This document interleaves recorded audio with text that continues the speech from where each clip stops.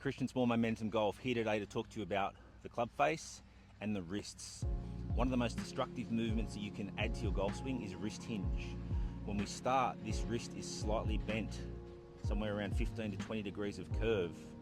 When we hinge our wrists, we are putting a cup in our wrist that is very difficult to get out of the swing on the way back or on the way down unless you're an elite level player. I got taught to hinge the wrists. Worst thing I ever did. When I hinge the wrists, the front edge gets open to my spine and everything that happens on the way down is a compensation. Likewise, we don't want to roll the wrists. If we roll the wrists, to some degree that's even worse because the face gets open and the wrist cups. So if those two movements aren't necessary, and I'm suggesting to you they're very inefficient, what is the correct movement? The correct movement is not up, the correct movement is not open, the correct movement is back. This right wrist must move back on itself. It's one direction, it's one movement, it has a limit and it can't go too much because the wrist can only flex back on itself. That's set degree. When you hinge and open.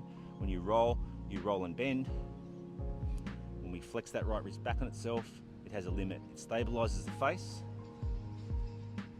to the spine angle and allows you to swing through with space, time and freedom. It'll get rid of a lot of mishit shots, shanks, hooks, cuts and blocks.